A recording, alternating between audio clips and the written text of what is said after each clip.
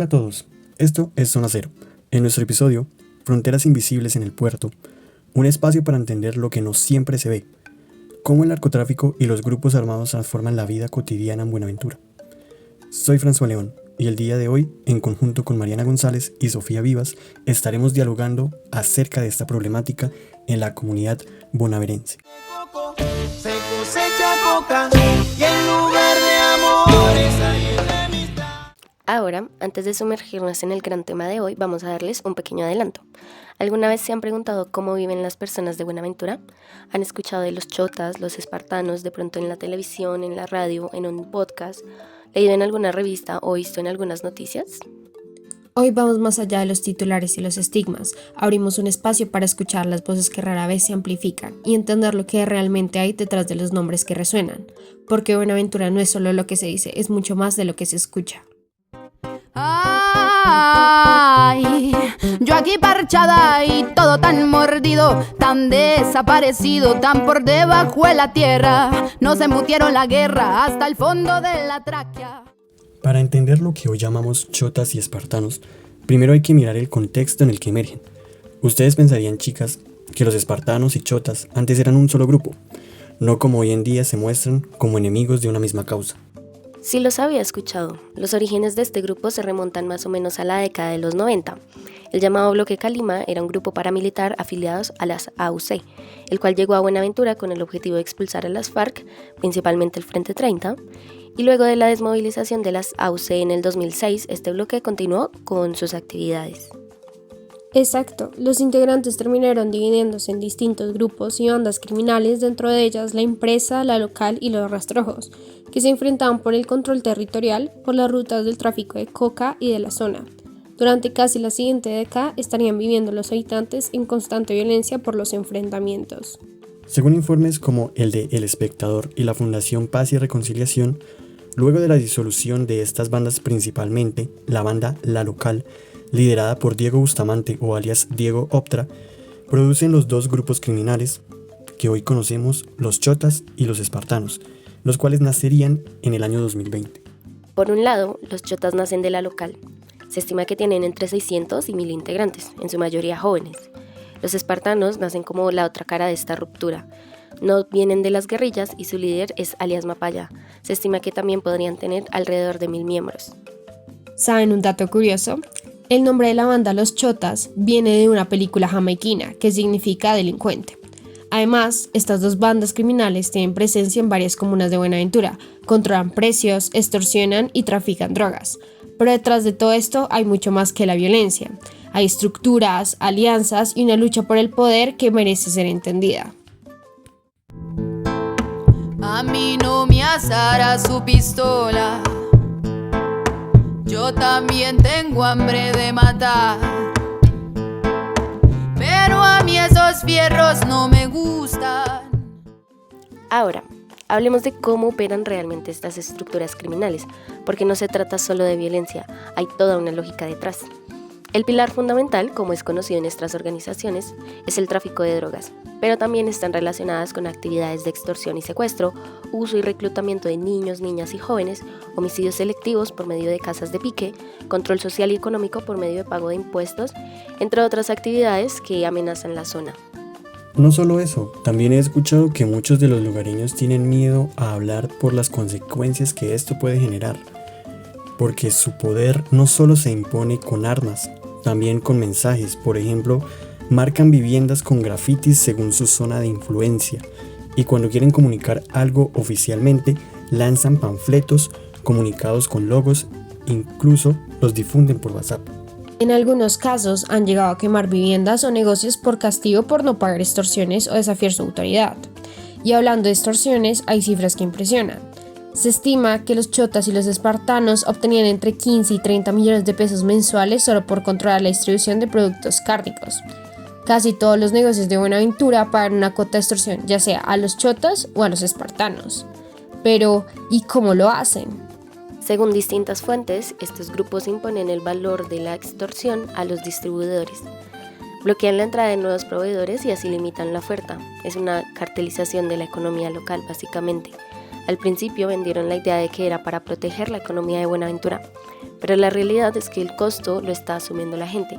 Muchos han tenido que dejar de comprar ciertos productos básicos por el alza de los precios. Con toda la razón, eso afecta directamente a la seguridad alimentaria. Lo más grave es que el delito se ha naturalizado tanto que algunos comerciantes ya incluyen el valor de la extorsión como si fuera un impuesto a sus gastos mensuales. Pero algunos han optado por contratar seguridad privada para protegerse. El problema va más allá. Según las autoridades, las ganancias por extorsión pueden llegar a los 1.000 millones de pesos al mes. Ese dinero no solo alimenta la violencia, también sostiene la estructura. Se pagan a los miembros, se compran armas, se sorman a las autoridades y se financia el narcotráfico. Las bandas usan modelos de outsourcing logístico y estrategias de lavado de activos. Lo que vemos es un sistema económico paralelo, violento y profundamente arraigado en la vida cotidiana. Entender ese sistema es clave para pensar cómo desmontarlo, pero también hay que mirar más allá del dinero. Exacto. ¿Cómo se transporta la droga? ¿Qué pasa con las comunidades que viven en medio de todo esto? ¿Qué papel juegan los territorios? Esas son preguntas clave porque ahí entran los espartanos y los chotas, que controlan los cargamentos, los puertos, los estuarios y compiten por cada rincón estratégico de Buenaventura. Sí, y lo hacen aprovechando la geografía. Los humedales, los pantanos, los ríos forman una red de vías fluviales que los lugareños usan para transportarse, pero que estas bandas explotan para mover droga hacia alta mar. La competencia entre ellos es feroz.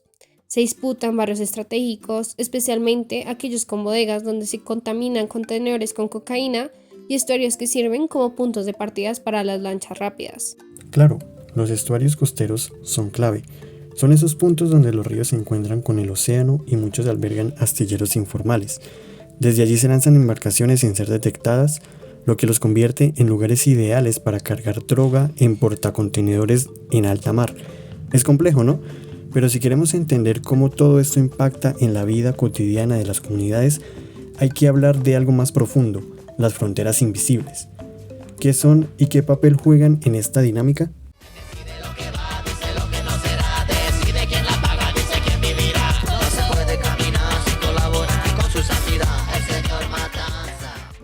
Una vez que entendemos cómo estos grupos disputan intereses ilícitos como el narcotráfico, el microtráfico y la extorsión, aparece un elemento clave, el control territorial. Las llamadas fronteras invisibles, que son zonas delimitadas por cada grupo, y cruzarlas sin permiso puede costarte hasta la vida. No son visibles, pero están marcadas por el miedo, por la vigilancia constante y por una lógica de poder que define quién entra, quién sale y quién manda. Es un tema delicado, ¿no les parece? Adicionalmente a esto podemos señalar que según la Defensoría del Pueblo, los espartanos se concentran de la comuna 1 a la 5. En la 6 se le ubican en algunos sectores, mientras que los chotas tienen una presencia compartida, por así decirlo, de la 9 a la 12, por lo que se presume superioridad militar a los espartanos. Pero, ¿qué ha hecho el gobierno nacional para cambiar esta situación? Es una buena pregunta. Mira, en septiembre del 2022 se iniciaron acercamientos con el gobierno nacional. Allí se llegó a un pacto de no agresión entre los chotas y los espartanos. Sin embargo, y como pasa siempre en este país por la falta de crear el marco legal necesario para avanzar en las negociaciones, este pacto se rompió y la violencia resurgió. Sí, y es que el hecho de no aprobar una ley que permitiera a las autoridades judiciales levantar órdenes de captura y otorgar incentivos para la desmovilización hace evidente la falta de compromiso que tienen las instituciones con la solución de este conflicto. O sea que podemos decir que a lo que se enfrenta la comunidad porteña es a un ciclo de violencia que está acompañado de la falta de un marco normativo que apoye los procesos de paz urbana. Sí, y adicionalmente la desconfianza que tienen los ciudadanos por la corrupción existente en la ciudad, ya que, según testimonios de los bonaerenses, se han presentado situaciones de complicidad y omisión por parte de los miembros de la fuerza pública, llegando a tal punto de mantener relaciones con grupos ilegales, o por el contrario, dichas autoridades patrullan ciertas zonas, dejando así que los grupos armados ejerzan un control absoluto en muchos barrios. Es un contexto en donde el panorama no es fácil de ver, y lastimosamente la población civil simplemente se encuentra en un entorno del cual la confianza existente en cualquier institución gubernamental es nula. Y cómo no, sí existen casos como el de Omar Ambulia, el cual, siendo jefe del Grupo Interno de Trabajo y Control de Carga de la Dirección de Impuestos Ciudadanos Nacionales de Colombia, la DIAN, admitió en tribunales estadounidenses que recibió más de $1 millón en sobornos. Es una situación que revela las contradicciones profundas de la vida en Buenaventura. Este puerto, que representa casi el 50% de las exportaciones del país, vive con altos índices de pobreza y exclusión. Y para entender cómo se configura el poder allí, no basta con mirar solo lo económico, sino que hay que observar el mapa criminal. Según la Fundación Paz y Reconciliación, los chotas tienen presencia en la Comuna 6, pero en la alerta temprana número 039-2023 no aparecen. O sea, ¿qué nos dice esto? Que estamos ante una zona en disputa. La presencia de una u otra facción puede cambiar según el momento, las alianzas o incluso los enfrentamientos. En términos generales, los chotas tienden a moverse hacia la parte continental, mientras que los espartanos tienen más fuerza en la isla. Y si hablamos de alianzas, el panorama se vuelve aún más complejo. Las relaciones entre estos grupos y otros actores armados ilegales son volátiles.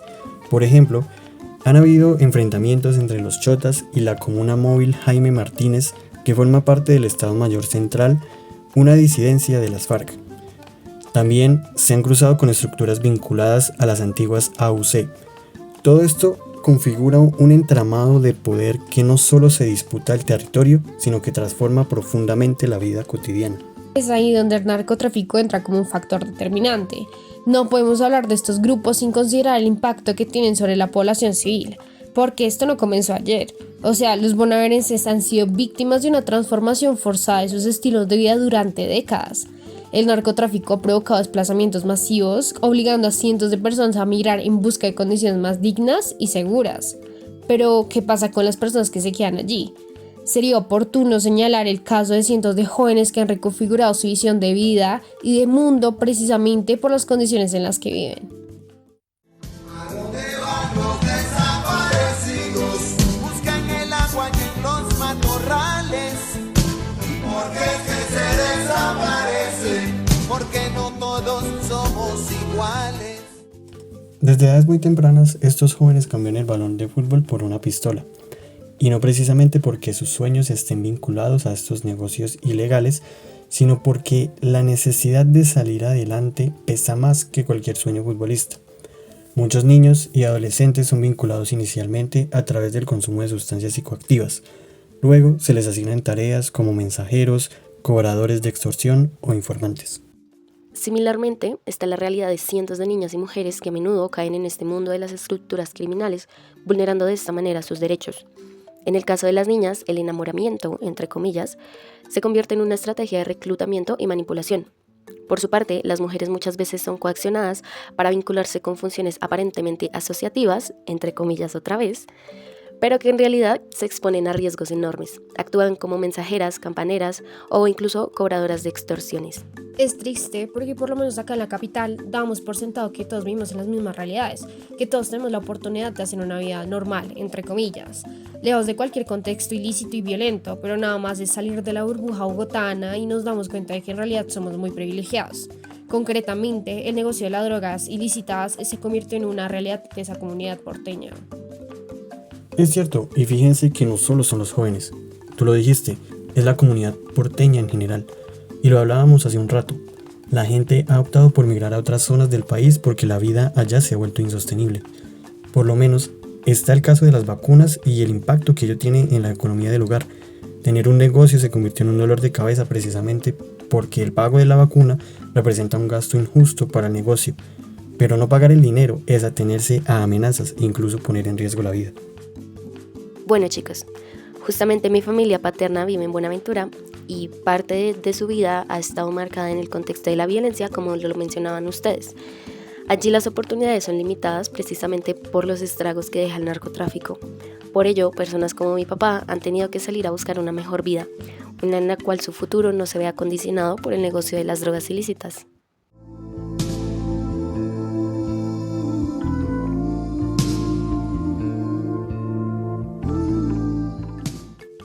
Para finalizar, podemos decir que sí, han pasado décadas, han cambiado y se han disuelto diferentes grupos criminales al margen de la ley, pero realmente los bonaerenses no han tenido algún tipo de descanso. La intervención del Estado debería ayudar a mesurar las consecuencias de las confrontaciones. Sin embargo, como lo resaltábamos hace un momento, esta acción no ha sido suficiente y por eso la violencia no ha cesado desde 1990. Es pertinente que el Estado colombiano, en cabeza de instituciones como el Congreso, Apoyen e impulsen marcos legales que garanticen la seguridad jurídica y por ende el cumplimiento de los acuerdos. De la misma manera, sectores sociales, empresariales, departamentales y locales deben unirse para tratar de mitigar la corrupción que hay dentro del sistema y asimismo buscar implementar diferentes estrategias que garanticen y prioricen el cumplimiento de los posibles acuerdos. Hoy recorrimos las complejidades de Buenaventura, sus estructuras armadas, sus alianzas cambiantes y el impacto profundo en la vida cotidiana. Pero más allá del conflicto hay voces, hay memorias y resistencias que siguen latiendo. Reconocerlas es vital, porque solo cuando entendemos el territorio desde adentro podemos imaginar caminos de justicia, reparación y paz. Gracias por escucharnos y hasta el próximo episodio. Hey.